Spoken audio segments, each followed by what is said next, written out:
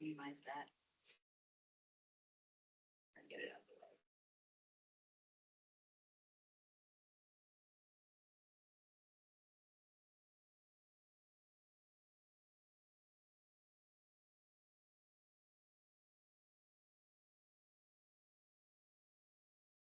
There we go.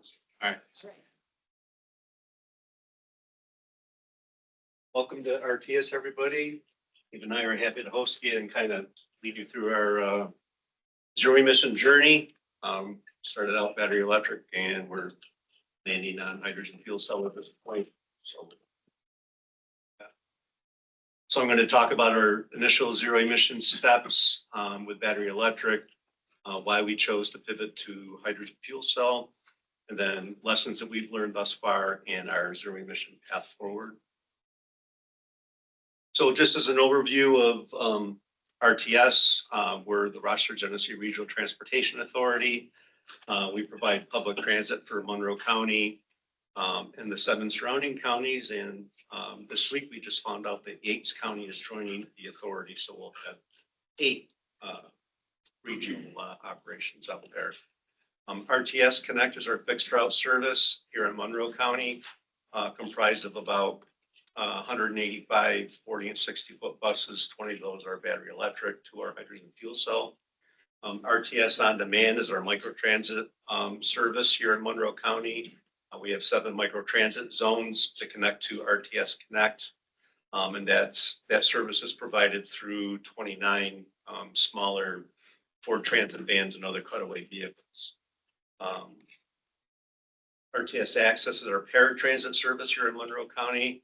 That campus is located on Traybold Road and Gates. We have 52 cutaway buses there by paratransit service. And then, as I said, we have 7 regional operations, Orleans, Genesee, Wyoming, Livingston, Seneca, Ontario, and Wayne. And soon Gates will be joining. Those operations are fairly disparate as far as the size. Orleans County has 6 cutaway buses. Wayne County has over 40. So it's a big size discrepancy there. So our initial zero emission steps were with battery electric. We received our first grant back in 2017 for $5 million. It was a CMAQ grant. That was supposed to fund 5 buses and associated infrastructure. Little did we know really how much the infrastructure would cost. But that's what started our journey back in 2017. 2018, we received a $1 million low-no grant for another battery electric bus and charging hardware.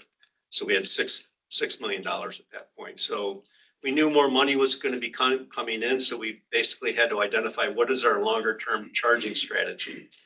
This campus was not designed with that in mind, obviously, just like everyone else is not. So we identified a wall that separates 2 parking garages. And we'll be going on a tour later so you get to see all this stuff in person. But we identified a wall that separates 2 of our bus parking garages where there's room for 10 buses on each side of that wall to have a charging dispenser set up there and plugged into it. So we basically came up with a way to charge 20 buses. So that was our big first step into battery electric. So we engaged Black & Veatch, which is an engineering firm that had expertise in electrical charging infrastructure for fleets. They did an overall design. And then we engaged other contractors to do the actual construction work. At the same time, additional funding started trickling in. So the VW settlement funding started trickling into New York State, went to NYSERDA to support the truck voucher program. And a portion of it also went to the New York Power Authority. So for any bus that you leveraged NYSERDA's truck voucher program, NYPA would also cover the cost of the charger and the construction costs of installing that charger for that particular bus. So we had 6 buses covered under the initial grants that we had. We were able to increase that order of 6 buses to 10 with the VW settlement funding. So we basically went live with our first 10 battery electric buses in 2020. They all were trickling in. The pilot bus arrived in February. The balance of that order arrived during the summer, again, all during the pandemic, of course. And then all of those buses were in revenue service by November of 2020.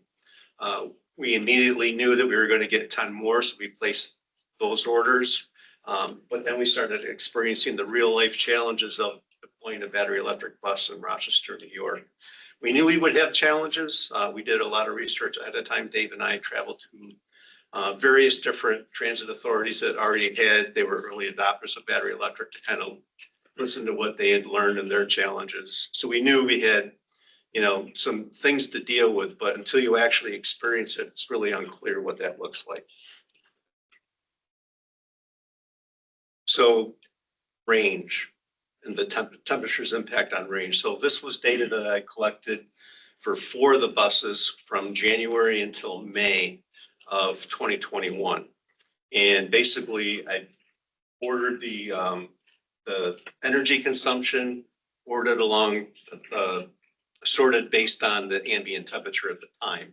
So as you can see, the ambient temperature going from 70 degrees down to, I think the coldest day was like 9 degrees that we recorded this data.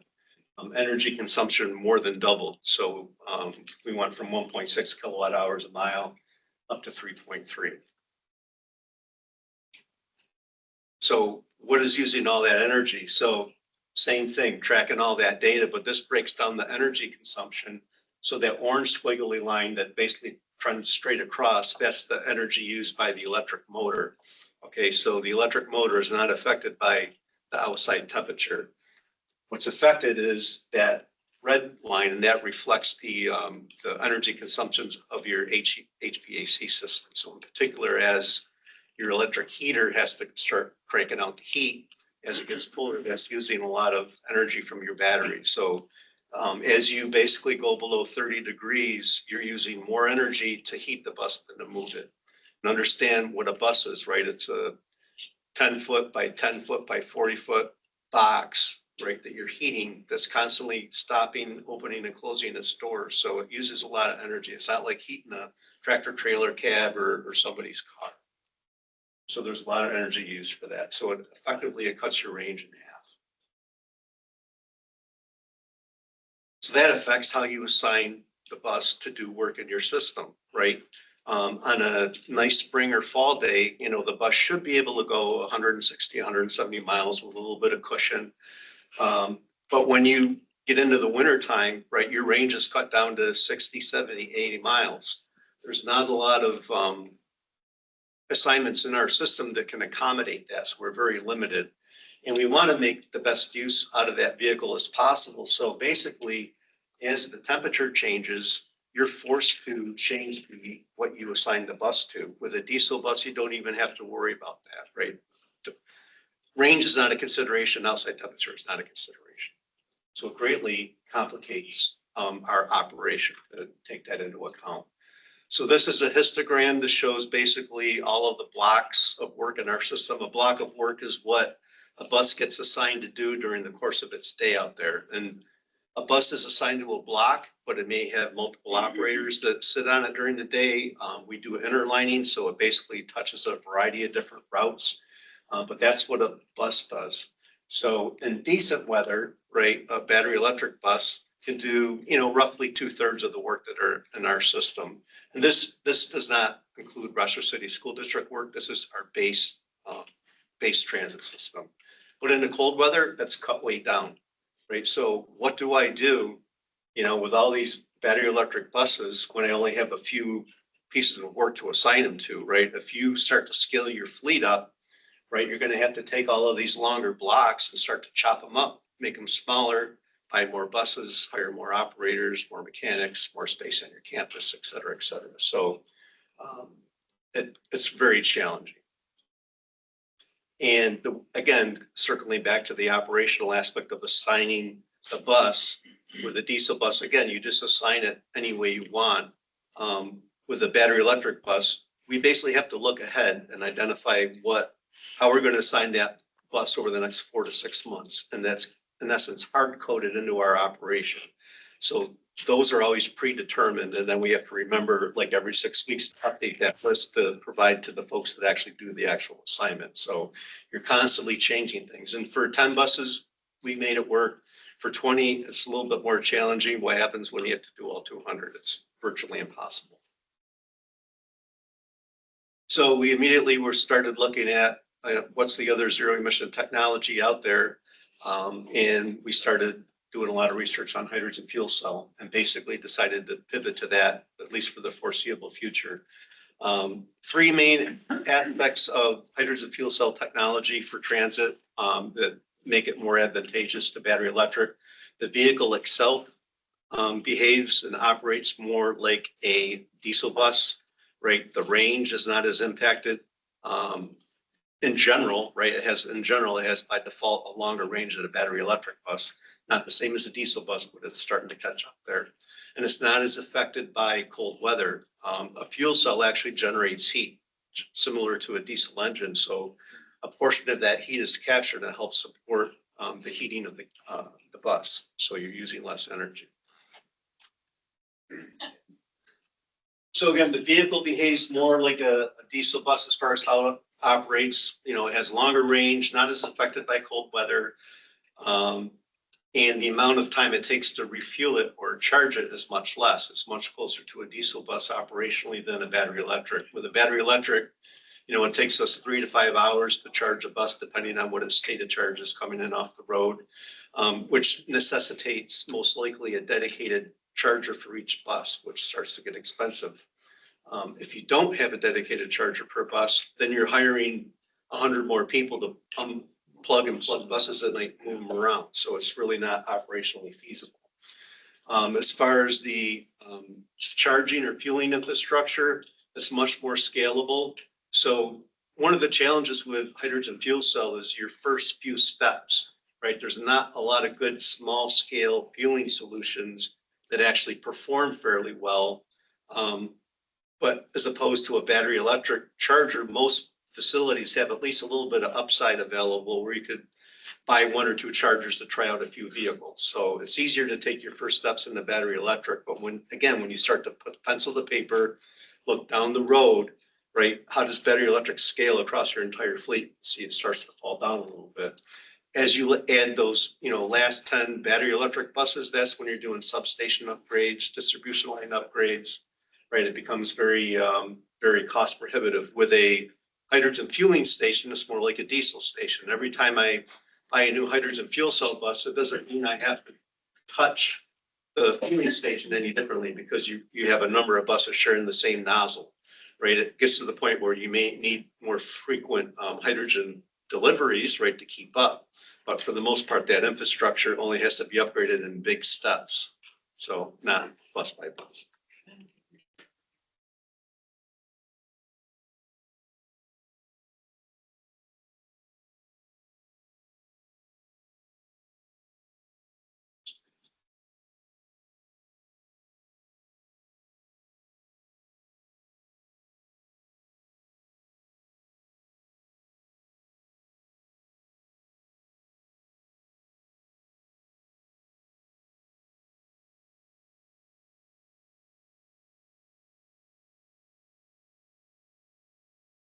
Okay. Then I would say the last major advantage of hydrogen fuel cell over battery electric is resiliency. So 100% battery electric fleet, what happens when the power goes out? Right, what do you do? How much does it cost to have 6 megawatts of backup electrical generation capacity, right? A lot of money for something that may happen once every 10 years, you know? So it's not a good use of capital.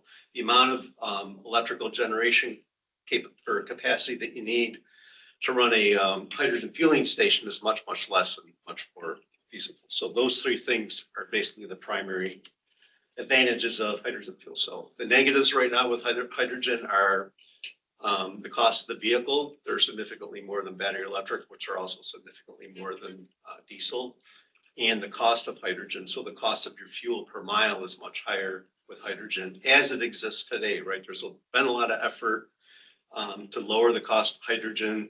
Those efforts are somewhat diminished now with the current administration, but it's going to happen over time. It's just the pace is going to, you know, change a little bit. So we don't have to figure all this stuff out ourselves. I mean, obviously, everyone likes, thinks they're unique. And there's a saying out there in transit where if you've seen one transit authority, you've seen one transit authority. But they're all very similar, but they're all different. So, but as far as the zero emission stuff, California's leading the way. Obviously, they, have a lot more runway in front of the, or less runway in front of them. They've spent a lot more time on this than anyone else in the country. And basically, the state of California requires all their transit authorities to have the zero emission transition plan in place. So this was a study done by CalSTART back in June of 2021, and they basically summarized all of the zero emission transition plans for the primary California transit agencies. And that was effective of all the plans that were approved back in 2020. So just noting one example, I'll pull out two actually out of this list. So if you look at AC Transit, so they're the transit authority up near Oakland, their plan at the time called for a full zero emission transition. They anticipated that 70% of their fleet would be battery electric, and then 30% would be hydrogen fuel cell. The other one to look at would be Samtrans. So that's San Mateo County, which is just outside of San Francisco. Their plan back in 2020 was they assumed 100% battery electric and maybe a little bit of fuel cell or on-route charging for those longer routes.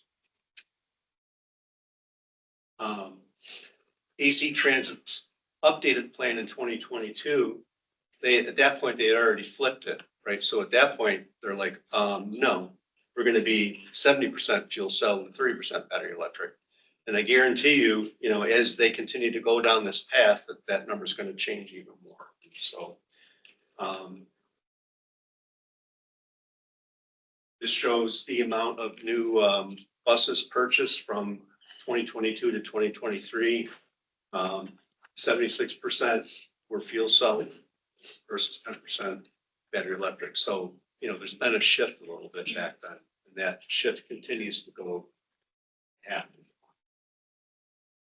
but at different rates. So not to jump ahead, but the fueler that we purchased from Plug Power, two other transit authorities bought the same fueler. Plug Power built those, all three of them at the same time. So I have a bi-weekly meeting with those other transit authorities to kind of, do lessons learned on the fueler and how it's working and stuff. So all three of these transit authorities are transitioning to hydrogen fuel cell at a different pace. So SEPTA, they have 10 fuel cell buses. They've been taking their time as far as putting them into service. Their fueler has some challenges, but it, for the most part, works kind of like ours. But they're not necessarily 100% committing to hydrogen fuel cell. They're kind of viewing this still as a pilot. They're still keeping the options open to battery electric. So but they see the advantages, right? It's just that the higher ups in the organization are still kind of hesitant to fully commit to that. We have 2 buses here. We have 10 on order. They'll be delivered at the end of this year. We're committed to fuel cell electric at this point anyways, unless there's a disruptive technology change with battery electric. But the pace that we're going is going to be opportunistic based on as we get grant funding, right? Our capital plan is not built around buying zero emission buses. Our capital plan is still based on buying diesel buses. So unless we get incremental funding to cover those extra costs, we continue to go down the diesel bus path. And then Samtrans. So if you remember back in the chart I showed a couple slides before, in 2020, they were fully committed to battery electric. Now they're basically fully committed to hydrogen fuel cell. They awarded a 108 option contract to New Flyer within this last year, and they're going to be buying all 108 fuel cell buses over the next 3 years. So they just installed the portable fueler like what we have, and they're already building their permanent fueling station. So that portable fueler can support 20, maybe 30 buses at the most. But they're turning over half of their diesel fleet to hydrogen fuel cell within a 3-year period. I think that's kind of crazy because you also have to transition your workforce, which I'll kind of touch on a little bit. So Again, all three fuel cell kind of focused in different ways, but different paces. So our pivot, so we, even before our second 10 battery electric buses arrived, we were awarded 2 grants back in 2022.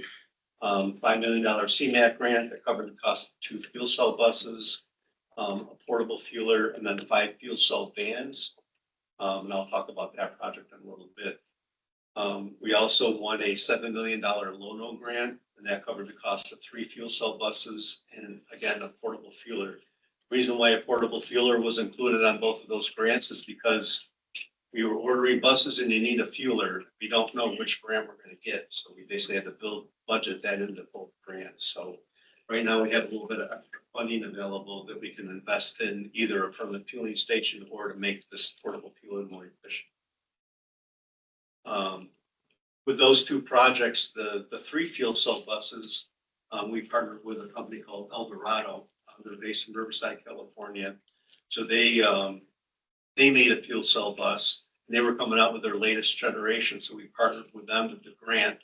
And then with the CMAQ grant, we awarded a 50 option contract to New Flyer and ordered 2 buses. So those are the 2 buses that arrived last summer.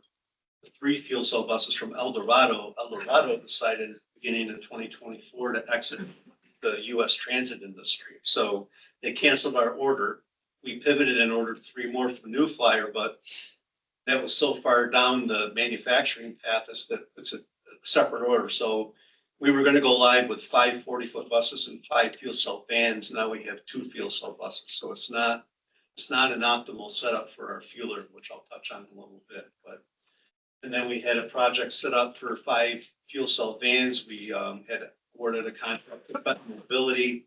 They're located in Randolph, New York, down near Jamestown. They're the vehicle outfitter that we use for our on-demand Ford Transit vans. They had done a similar project for SARTA, which is the transit authority in Canton, Ohio. So they had built 4 fuel cell vans for them and they partnered with US Hybrid to do the repowering. So that was a repowering. So they ripped out the gasoline powertrain, replaced it with a battery electric powertrain with the fuel cell and onboard hydrogen storage. So that's what I wanted to do here and add those to our on-demand fleet. So that project started, and then US Hybrid at the end of the day ran out of money and they are now out of business. So I have $1.25 million in my pocket looking for a project. So I've been working to try to line up other vendors that are interested in it and still in some discussions. Right now that project's looking more and more expensive. And then we were awarded 2 more grants last summer. So a $5 million CMAQ grant that covered the cost of 4 fuel cell buses. And then we were awarded $18.1 million for a bus facility grant.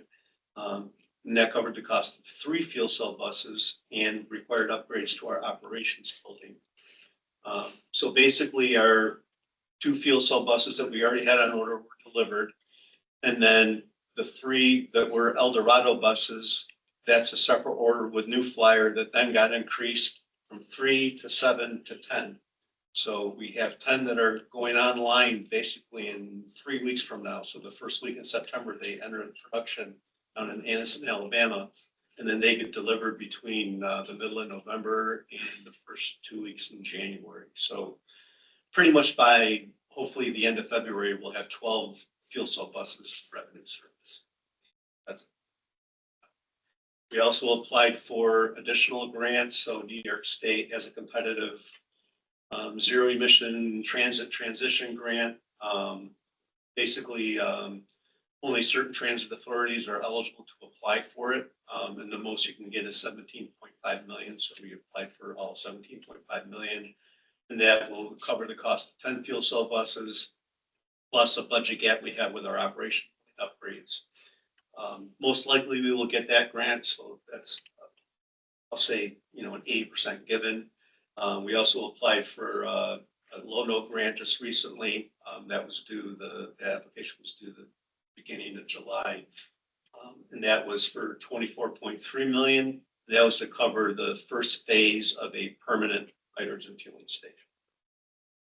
It's unclear if we'll get that, but. So the fueler, so as I was saying earlier, there aren't or hasn't been a lot of good initial, I'll say, pilot-sized fueling solutions for hydrogen. They're all sort of expensive. Either they're expensive like this one, or they don't perform very well. So the low-cost ones are a tube trailer. So it's basically they bring in a trailer with pre-compressed hydrogen in tubes, and you're basically just fueling your bus, with a hose connected through a dispenser, to the bus, and all you're doing is using the pressure differential between the tubes and the bus.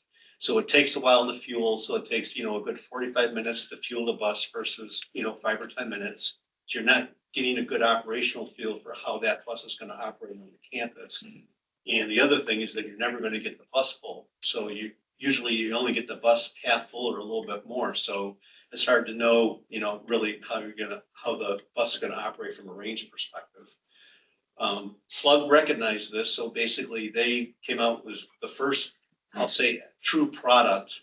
Other vendors would have custom developed solutions for you, but they actually designed a product that was basically a liquid fueler. So it was similar technology to a permanent fueling station, but basically on a tractor trailer. So in theory, it's portable. It's really not that portable. I'll get into that. But they came up with this. The fill rates are very similar to a permanent fueling station. So, 3.5 kilograms a minute. So basically it takes us from when we actually get the fueler teed up and ready to go, we connect the nozzle to when we unplug the nozzle. It takes anywhere from 8 to 10 minutes typically to fuel the bus. So, and again, there's variability as far as how full was the bus when it got plugged in, et cetera, et cetera. And in general, that's how. I said it was portable, but not really that portable. It requires 200 amp three-phase electrical service run to it. Where we located it, which is on the north end of the campus, RG&E did have electrical service here, so we figured that it was adequate. So after we already kind of committed to doing all this, we had RG&E come out, and they're like, "Yeah, you have service here, but it's not enough to power the fueler." And we're unwilling to do any upgrades because we view this as a temporary project, right? It's not a permanent thing. So, okay, so we basically ended up having to run medium voltage electrical service from all the way across the campus. So we tied in out front by the parking lot where our RG&E speed comes in, fed medium voltage all the way to the back at the north end of the campus out by the radio tower.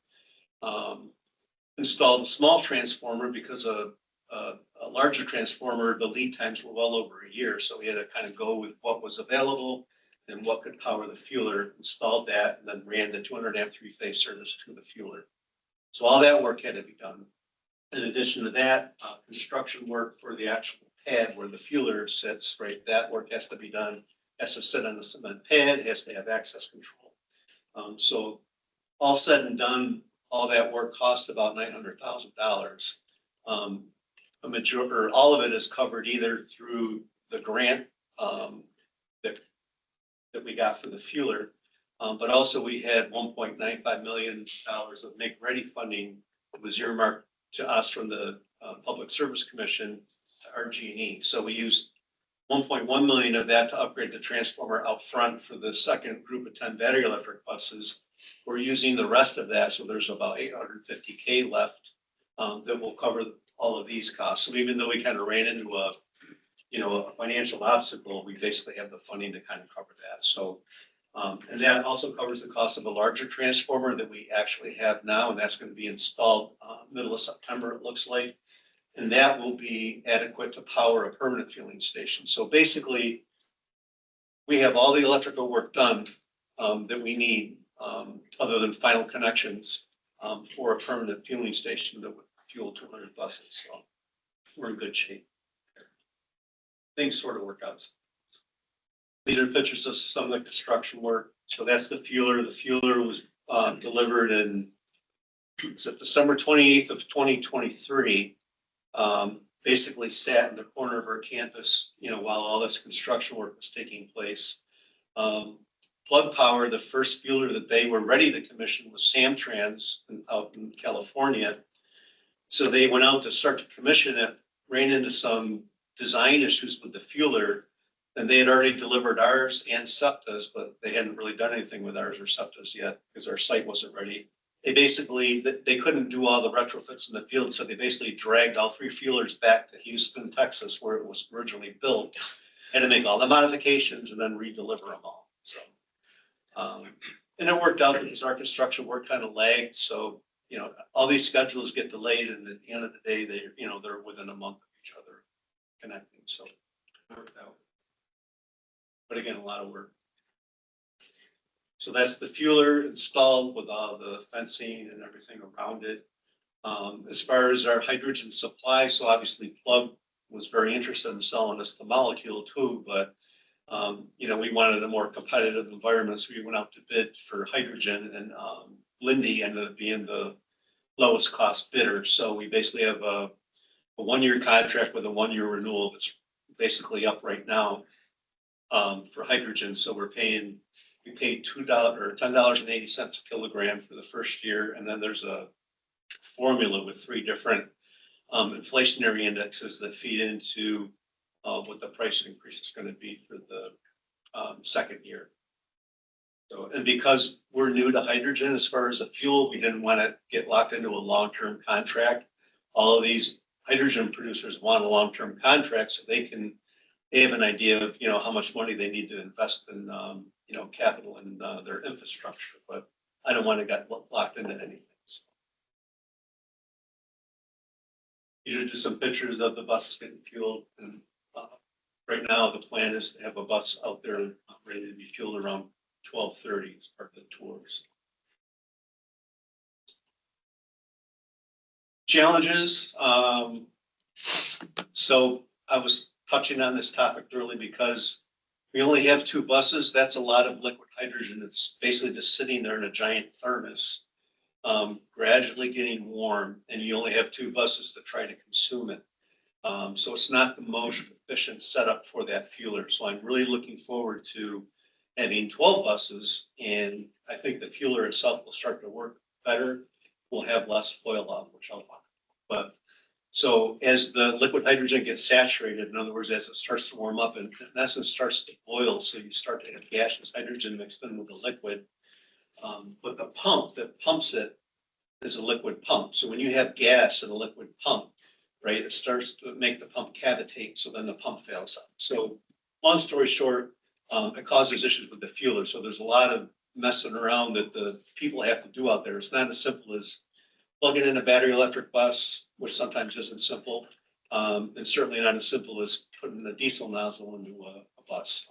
It requires a lot more interaction. So, but again, we're hoping that with more vehicles, everything will start to work a little bit better.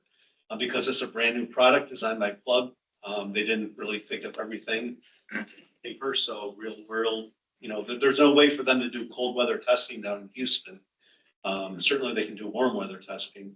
So we ran into some issues with the way valves worked in the cold weather. So they had to make some adjustments and make some repairs for that. So that was a little bit painful over the winter. Hopefully things will go smoother this winter.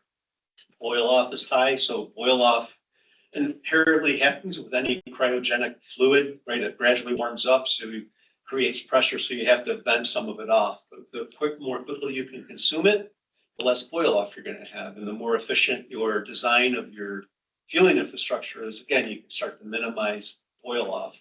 Our fueler was not designed necessarily to minimize boil off. A permanent fueling station will certainly be designed to minimize boil off. But right now, frankly, we're experiencing over 50% boil off. So over half of the hydrogen that we're buying for $10.80 a kilogram is up in the air.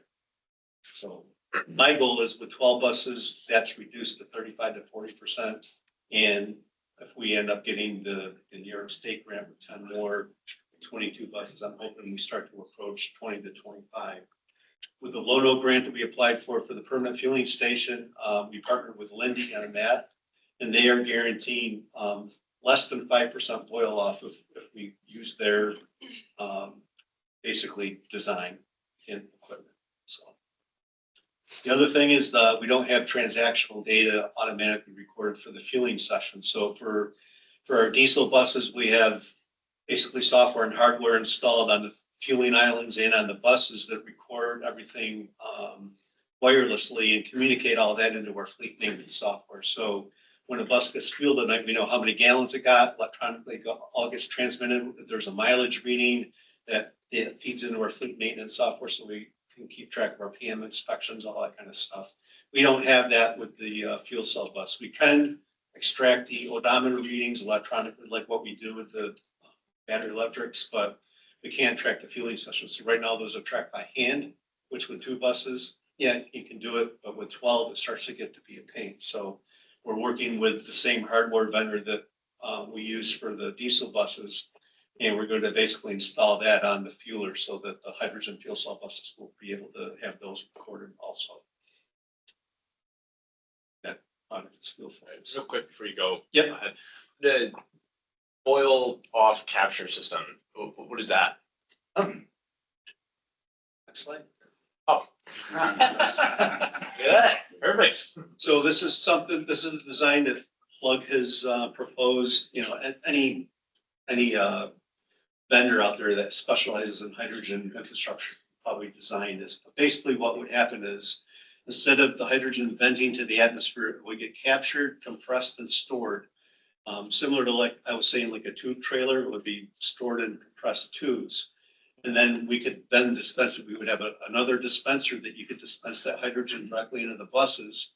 And what that does is it creates room for more boil off to be captured. If you're not bleeding that captured hydrogen off, you're basically going to have a full system, and then you're just going to keep venting in the atmosphere again. So if you have this boil off capture system, you have to utilize that in addition to the liquid fueler to, fuel the buses in order to keep having room for it. So the other benefit to having that system is that you can integrate a tube trailer into that. So if for whatever reason the liquid fueler was down for a few days, but we have 12 buses that we need to, get out there on the road, we would have the infrastructure in place where we could back up a tube trailer connected into that whole system and then, kind of fuel the buses seamlessly. It would not be 10 minutes, it would be 40 minutes per bus, but at least we have a means to keep them fueled and out in service.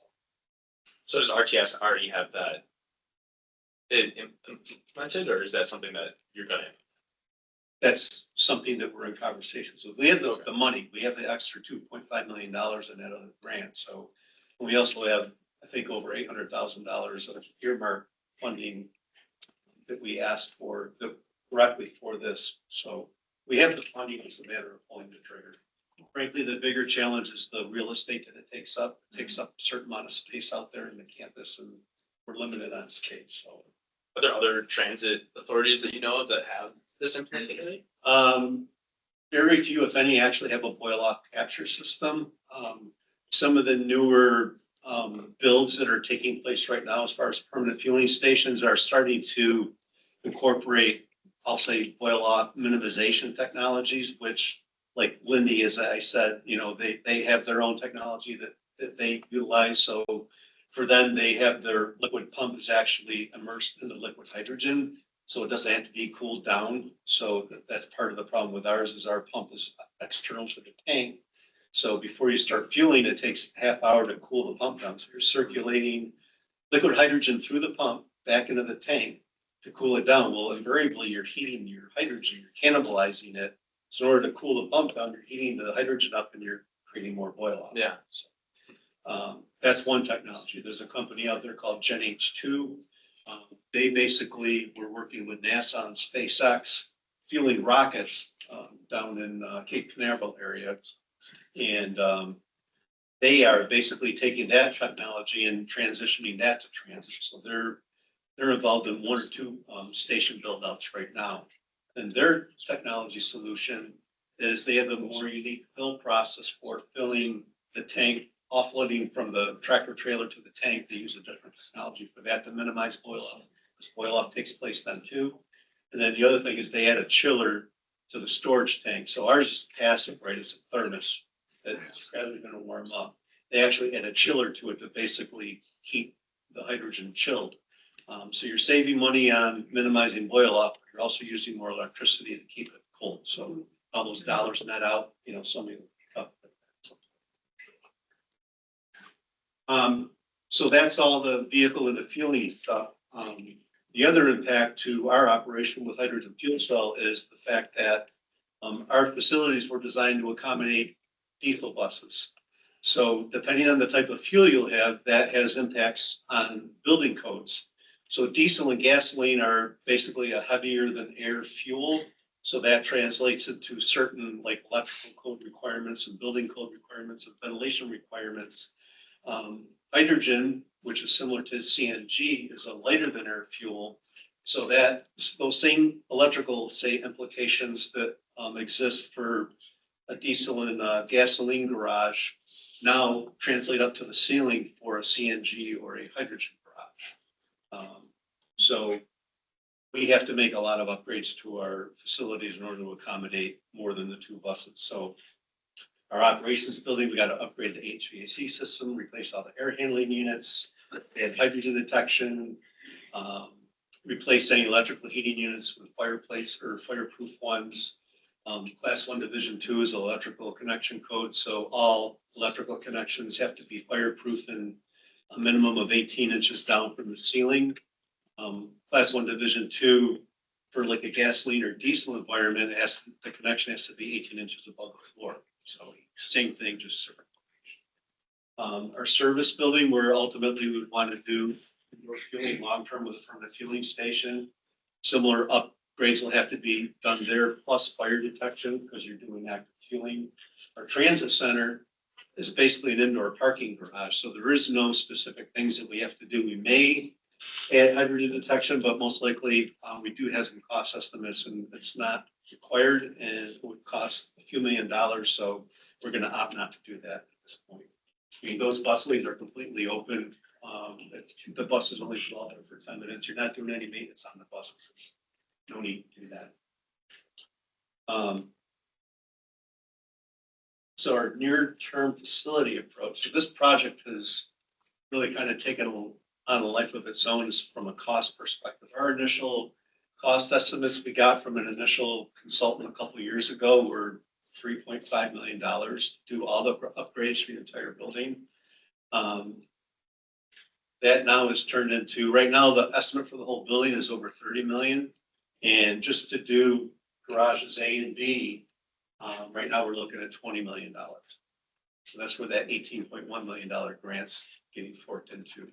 But the thing to remember is this building is 51 years old. It's 50 years old last year. And a lot of the equipment is original to the building. It's well past its useful life. It needs to be replaced anyways. It needed to be replaced 15 years ago, frankly. But where are we going to find the money to do stuff like that, right? It's a lot easier to do that work under the umbrella of a zero emission project, right? Where it's a lot easier to get funding to do that. So it's a lot of money to spend, but this stuff has to be done regardless, frankly. So basically garage B is basically bus storage. Garage A is general maintenance. So that's where all our PM inspections take place. And that's frankly where the majority of all the maintenance for the hydrogen fuel cell buses would take place. Overall shop, brake work, engine work, engine replacements, transmission replacements, emissions work. So no engine replacement will take place in there. There's no transmissions on these buses. There's no emissions on these buses. So there's not a lot of work the overhaul shop's going to do on the buses other than brake work. And then body shop is body shop. The buses don't go in there very often unless they are in an accident. So when those happen, we can basically purge the hydrogen out of the buses for a few times that they have to go in and get work done there. Right now, the schedule has garage B being, for the most part, done in May. It's probably going to be July, and then garage A about 3 or 4 months after that. So we are going to have 12 buses here with all of this work done. So we're going to have to kind of be a little flexible on it. That's just our fleet plan looking out to 2040, showing how we could achieve a 100% zero emission fleet by 2040, which is a requirement of Kathy Hochul's Executive Order 2022 right now. So for light duty fleets, our order calls for 100% zero emission by 2035. So that would apply to our road supervisor cars, vehicles like that. All of our revenue vehicles, even the cutaway buses and vans, are considered medium or heavy duty. So those timeframes are 2040. So for our cutaway vehicles, not a big deal because most of those vehicles have a 4 to 7 year life. So we don't really have to be committed to buying those until the 2020 or 2033, 2035 timeframe. But we're going to have the infrastructure in place to either charge them or fuel them. But our 40 and 60-foot transit buses are 12-year buses. Okay, we have to keep them for a minimum of 12 years per FTA requirements. So that means in order to have 100% heavy duty fleet by 2040, that means no more diesel buses can be purchased, starting in 2028. And it's halfway through 2025 right now. So think about, and we have roughly 200 buses in our fleet, and every year, right? We don't buy all 200 buses at a time. Every year we're buying it, anywhere from 15 to 30 buses. So you need to have infrastructure in place to have those new buses rolling in starting in 2020. Challenge. That's a good question. Yep. For your light duty, are you looking at electrification for those? Since light duty are a little easier to electrify. Yeah. So with all of this, you have to look at the use case. Yeah. Right. So for transit, battery electric, it's really a challenge to make that technology work for public transit. There are some public transit systems where it can work, but I view that as the exception, not the general rule. But for our light duty fleet, our road supervisor cars, battery electric works fine. Yeah. We already have one Chevy Bolt. We use that for our courier cars. So we have a courier that drives around to all our different locations delivering mail all day. So he has a Chevy Bolt. And, he comes in at say 4:30 in the afternoon. He just pulls into the garage where the bus is charged. The buses aren't charging yet, plugs his Chevy Bolt in, and, we're leveraging that same infrastructure to charge the car. So yeah, I think our light duty fleet can be battery electric, medium and heavy duty. Certainly any revenue vehicle is going to most likely have to be hydrogen fuel cell. So what about the rest of the fleets? So again, that 2040 rule right now applies to our cutaway fleets. So we have, just as many or more of these vehicles than we do of the 40 and 60 foot buses, which people don't always realize. But there is no zero emission option out in the marketplace right now that I can go and buy that will do the work that our vehicles do. So as an example, our on-demand Ford Transit vans out here, they put on about 250 miles a day. So even though they're gasoline, still well over half of them we refuel midday to make sure that they can get through the entire day. So it's easy to refuel a gasoline van, right? You're pulling at noon because you got to switch drivers anyways. It takes 5 minutes and it goes back out. Battery electric van, a 40 transit van has a range of say 105, 110 miles. And that's like perfect weather, downhill both ways, I like to say. That won't do our work, right? When it runs out of charge, you bring it in, but it's not going to charge in 5 minutes. So you need another vehicle. So you're going to almost have to double your fleet in order to provide the same level of service. So there's nothing available right now. That's why I wanted to do that hydrogen fuel cell van project to demonstrate the fact that those vehicles can do the work, and they can, right? Their ranges should be over 200 miles. Actually, one vendor we're talking to right now, they're anticipating if we go with their technology, we don't have enough money for it though. 350 miles for basically 18 passenger cutaway vehicle, be about the same size as that one right there. That could do the work. And if it is pushing the envelope on this range, bring it in and refuel it because it only takes 5 or 10 minutes. So that's an outfit though. So that's a bus company or somebody else pulling out the gasoline or diesel engine and the tanks. that's the reason. So that project's repowered. It's really not going to make fiscal sense until these vehicles are built natively by the vehicle manufacturer. So you need Ford, Stellantis, GM to make the chassis with the fuel cell powertrain already installed, or a battery electric powertrain installed that actually can do, more than 200 miles. So they don't exist yet, but we don't have to worry quite about it yet because of the time frame involved and how long these vehicles last. So really, the primary focus right now still remains our fixed route fleet or heavy duty vehicles. So there's other stuff we want to do on the campus, but all the zero emission stuff takes up space, so we have to kind of think through it.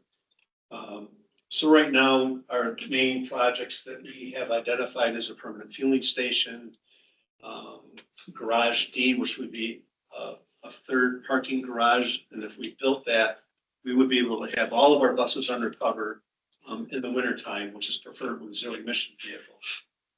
Because it's much better to launch hydrogen fuel cell or battery electric bus out of a 55-degree garage than it does trying to get it up to temperature after it's been sitting outside when it's 10 degrees out, right? You're using a lot of energy to get that bus heated up. So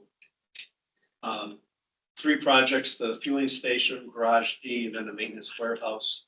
But they all take up space. So how do we do that? So really, we've identified that we really need to expand the campus in order to get all this work done, which is not easy because, it most likely involves eminent domain, which is not a popular thing to do, but, we have to figure that out. So one option is to expand in the north. We could expand in the north and build a fueling station here. That's really the preferred thing that we want to do. And your fueling station is right close to the service building, which is where we would do indoor fueling. Less preferred would be to take up employee parking here, build a fueling station that's not as close to the service building. But then now we're displacing parking spots. Where do people park? So we could take over a block right across the street. We could have employee parking there. That's not optimal because now people have to walk across the street, right? There's a safety concern. We looked into off-site parking. We looked into off-site fueling. Either of those adds, number one, inconvenience to your operation or your employees. And number 2, it adds about $1 million a year operating cost. So it's just not feasible. So this is really the preferred approach. It's just a matter of if we get this LONO grant for the permanent fueling station, that's going to force our hand as far as deciding what we're going to do. So right now, those are kind of what we're looking at. Talk a little bit about the New York hydrogen ecosystem, which is constantly changing. Not constantly, but it's changing. So Plug Power, their headquarters is in Latham, New York, which is a suburb of Albany. So we have their fueler and we've worked with them a lot. Located in Rochester, of course. First fuel cell buses in New York State. Lindy, they have green and gray hydrogen production up in Niagara Falls. So that's where we're getting our hydrogen from right now. Right now it's gray, but they've expanded their green production capability, so we may transition to green at some point. Plug Power, they were building or in the process of trying to build a green hydrogen production facility in Alabama, New York, which is pretty much equidistant between Rochester and Buffalo. That would have been great because it would have been green hydrogen, again, using hydropower from the Niagara Falls area. But as you know, they were in a financial issue, so that project's on hold at best. They continue to stay alive. But they do have their Henrietta Gigafactory, and that facility continues to operate. BAE Systems, so they're located down in Endicott, New York. BAE is a major defense supplier, but they also make the electric powertrains that are used on a lot of transit buses. So they have a whole transit division.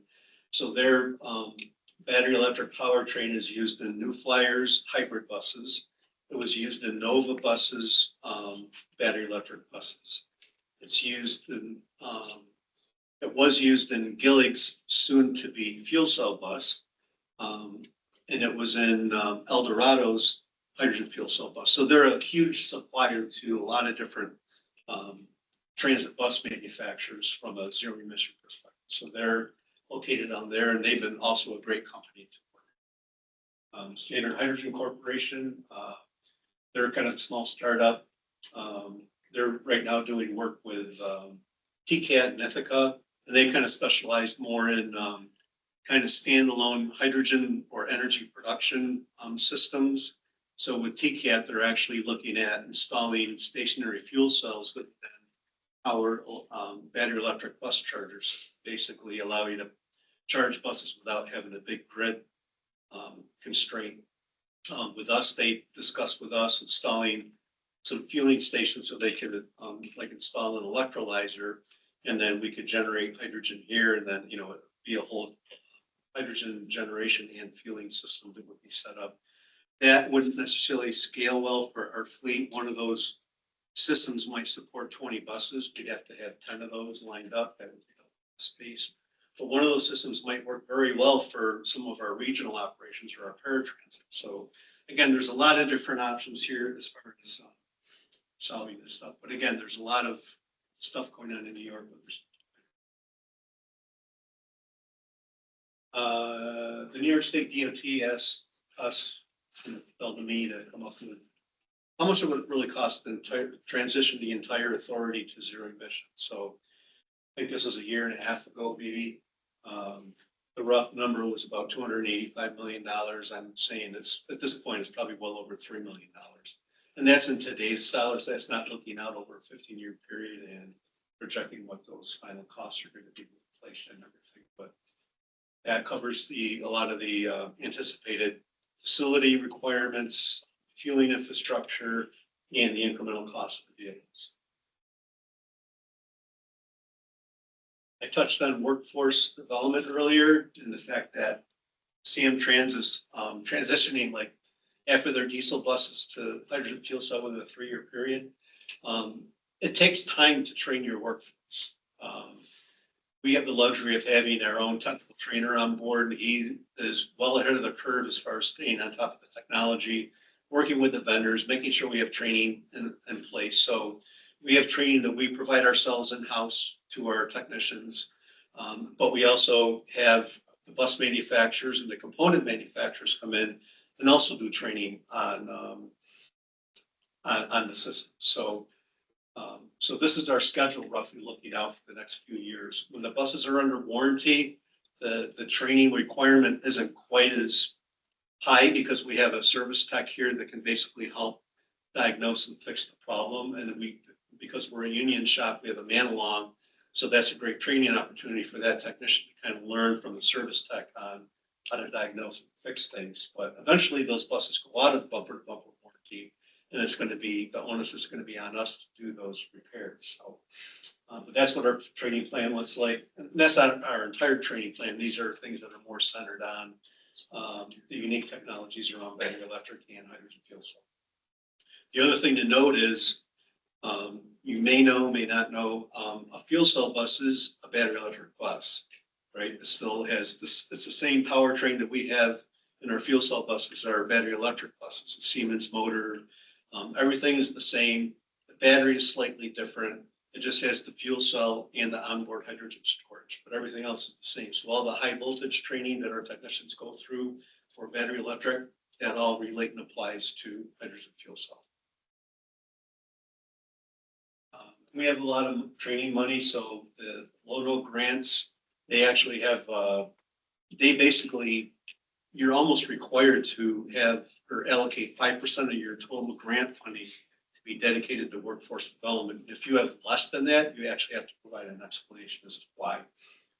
We did do that with a grant application last year because it was basically the bus facility, the upgrade of the operations building. We didn't see the need for, $900,000 of training associated with that project because there wasn't a lot of unique stuff that our folks needed to be trained on other than the buses. So we lowered the request for that grant, but every other grant we've included 5%.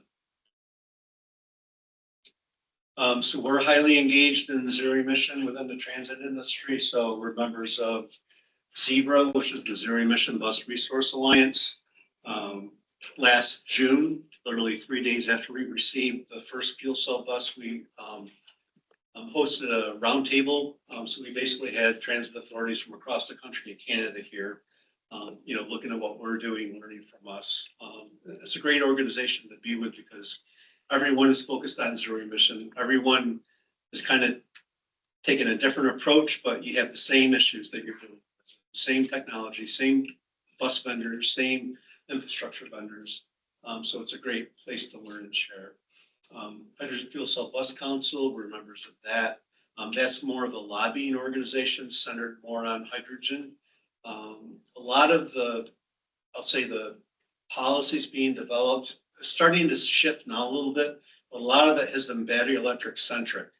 So as an example, with the Make Ready funds that we received for electrical infrastructure here from the Public Service Commission, in order for us to access that to support the cost of the medium voltage work that we had to do for the fueler, initially they said no. RG&E said no. The way they wrote the order, it says specifically for bus charging. Well, we need this to have a zero emission fleet. It's sort of like charging, but not exactly the way it was worded. And they're like, no. So we basically engaged our own lobbyists, reached out to the Department of State, had a number of meetings. I sent a whole bunch of slides, had email conversations with the guy that ran the program. And basically November of 23, they basically rewrote the order and directed all the utilities to also support any electrical requirements for any hydrogen fueling project. So that kind of opened the gate for that funding. So, but that's an example of policies that are written with a prescribed technology in mind, not really knowing that there's other options. So don't tie our hands. We really know what we're doing. And then APTA, that's the American Public Transportation Association. That's the main organization that almost every transit authority is part of. The executive committee for that, for the zero emission fleet stuff. And I do a lot of presentations at APTA conferences. That was the zero emission roundtable that we hosted last June. So that's for everybody. See a hand up. Yeah, I got a question. Based on all the hydrogen buses that they're actually using in California, how are they actually producing their own hydrogen out there? I mean, the company, say it has 200 buses, right? Yep. You showed that chart. So how are they getting their hydrogen? Because my thoughts are the costs and everything. Is it, are they actually producing, because you said it's viable to do that, are they actually producing their own hydrogen instead of buying it from an outside vendor? Right, most of them are not out there. So if you're going to go green, which California is more centered on that, it's easier to do electrolysis if you're going to produce it on site. That uses a lot of water, and as you know, there's not a lot of water out there, and also electrolysis uses a lot of electricity. In fact, to produce the amount of hydrogen you need for, let's say, 100 buses, it's about the same amount of electricity you would need to charge them if they were battery electric. So you have that same resiliency issue. So they basically have it delivered like what we do. But they have bigger challenges. So for example, Foothill Transit, they're located near LA. They get theirs delivered from Las Vegas. So it's a good, 4.5, 5 hour trip. For us, the Lindy plant is like 84 miles from our campus. So transportation costs for us are a lot less. So, but I understand those charts are fully built out to zero emission. Nobody out there no fleets have 200 fuel cell buses yet. Foothill Transit has like a little over 30 out of their 600 buses. One of the ones that do make their own is Champaign-Urbana, which Dave and I visited 2 years ago. I think we went out there. Carl Gannett, he's actually the chairman of the Hydrogen Fuel Cell Bus Council. He's the CEO of Champaign-Urbana. So he won a grant a few years ago. So they have a 3 or 5 megawatt solar array. So they have plenty of space, right? Which we don't have. So they have a solar array, an electrolyzer, and a whole fueling setup where they can generate enough hydrogen to support 10 buses. So they started out with 2 hydrogen fuel cell 60-foot articulated buses. And I believe they have 10 more on order that are actually in the process of being delivered now. But that's basically going to tap out the capacity of their system. So I asked Carl, what are you gonna do when you get bus number 11? Because he has 100 buses in this fleet. He said, well, we'll probably have to have it delivered. So now he's gonna have a dual system, which, you know, in some ways is good because they have a level of redundancy and resiliency, but at the same time, it's a more complicated system. If you look at that, he also has a good backup system in case the supplier Right. cuts the cord on. Right, that's why I say resiliency, that is a good backup. What's the cost per mile for a diesel conventional, just for For fuel? Yeah. So, so I'll give you all three. So electricity, what we're paying and on average, right? Because if it's wintertime, you're using twice as much per mile in summer. But on average, it's about 22 cents a mile. With diesel, you're approaching 58 to 60 cents a mile. With hydrogen, with zero boil off, you're about $1.20 to $1.30 a mile. With boil off, you know, $2, $3, $4 a mile. But the thing to remember is that's not all of the operating costs of the vehicle, right? There's also parts, right? labor, and the biggest cost is the operator wages. So when you look at comparing and contrasting operating costs of, say, operating a hydrogen fuel cell bus versus a battery electric, if you compare them against each other 1-to-1, battery electric wins, right? Because most of the other stuff is going to be the same. The big difference is the cost of your fuel. But if you look at what 100% scale looks like, I'd have to have like 260 buses here in order to do the same work that 200 buses would do. So what's the operating cost of 260 battery electrics versus 200 fuel cell? And what is the cost of hydrogen going to be in 15 or 20 years? So we're trying to make these decisions with all this fuzziness around. So Does the fuel cell generate heat that you have to get rid of? yes, So that can be used then in the winter time. correct. So that helps dampen the energy hit on cold weather. So based on the data that I've seen, and we don't have a lot of our own yet, but there's other studies that have been done. That's why I say we don't have to stub our own toe. We can let other people stub their toe or their stuff. But most of the time you'll see at worst a 25% hit in range or energy usage versus well over 50% with battery electric. But because your range to begin with is longer, that 25% hit doesn't take you to the point where you start to can't do work. Another thing that New Flyer just announced and actually delivered, they're upping their onboard hydrogen storage capacity. So they now have a bus that has a range capable of over 400 miles. So let's say you have a 25% hit. So let's say in cold weather, 0 degrees out, you can only go 300 miles. The longest blocks in our system are 260 miles. So, okay, so what? Right, it can do anything a diesel bus can do. Get ready to fuel? I got one more question. You've done an amazing job. I've worked, in my career with a lot of different transit agencies and some of the ones in California on hydrogen projects. You've done an amazing job to be ahead of the curve on this compared, I think, to all the other transit agencies in New York, certainly. That's right. And while you're faced with a mandate, you don't have the mandate now. What could the state and the county do to help? Could it be like, I'm thinking of training, could community colleges and their auto tech programs and stuff introduce hydrogen, and can maybe through APTA or something, some of the national technical training schools introduce hydrogen? Is that stuff going on? Yep, that's going on as we speak. APTA is very involved in developing training around all the zero emission technologies. They have been, right? Because transit is at the forefront. We're at the forefront of trying to figure all this stuff out. So APTA's been very involved in developing training curriculum around that stuff. We're basically highly engaged with recruitment efforts with like MCC, and then even at the high school level, like Edison Tech, Through BOCES or something? BOCES, trying to think of, Momoko.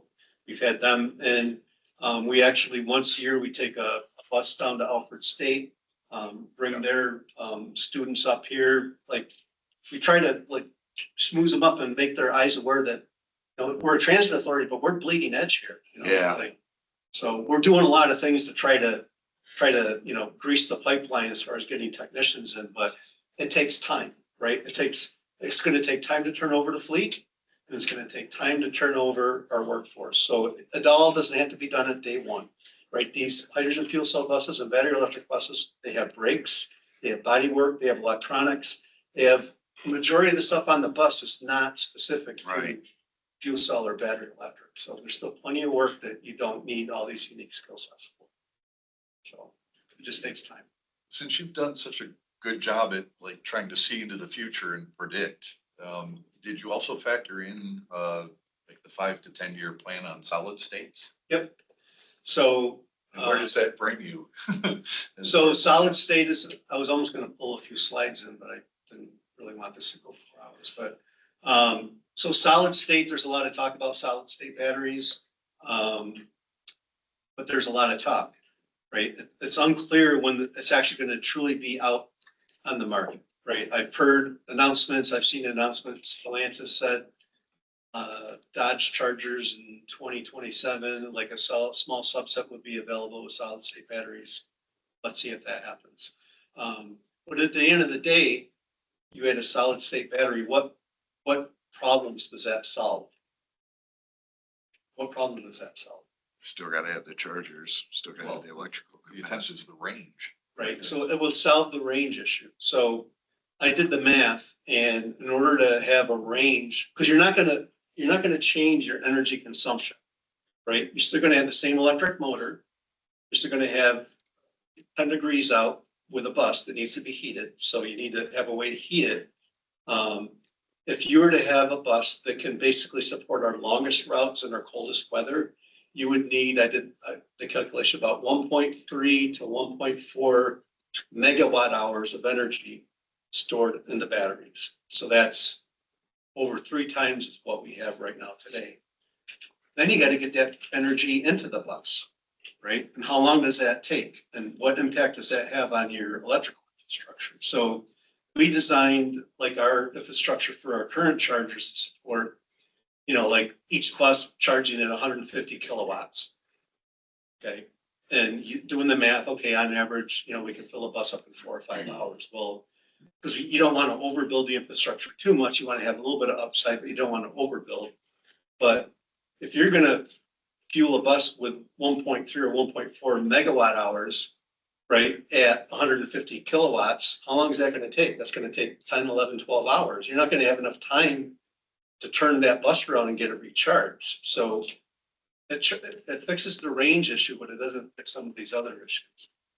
If Sony came out with, you know, you can now buy a 3,300 watt microwave instead of your 1,100 watt microwave.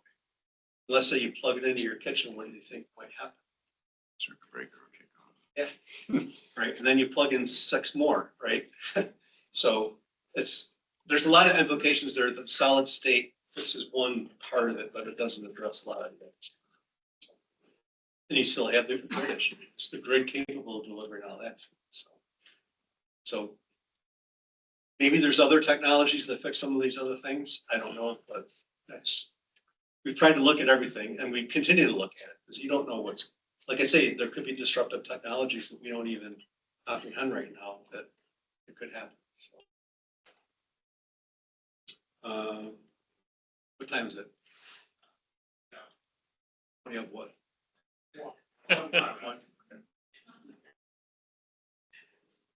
So in summary, we're a recognized leader. So one calculation I just did today. So with our battery electric and fuel cell buses, we have over 1 million miles of zero emission miles accumulated with those. That translates into a greenhouse gas reduction of over 2,600 tons of greenhouse gases. That's pretty significant. Our transition is centered on hydrogen fuel cell right now. And it's going to cost a lot of money to get to 100% transition. I'll answer any other questions. Or I can answer questions as we tour. Since it's time. I'd like to say thank you. You did a great job.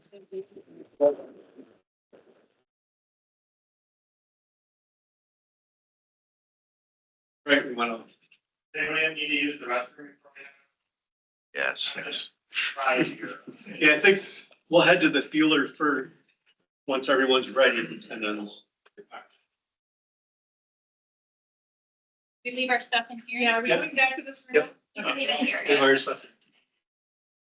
Is it okay to take pictures of your? Yeah. Just avoid, like our employees, if at all possible. Yeah. Some of them don't care, others do. Yeah. Invariably the ones that you take the picture. You of always are take the ones picture of that the really person care. that doesn't like it. People are.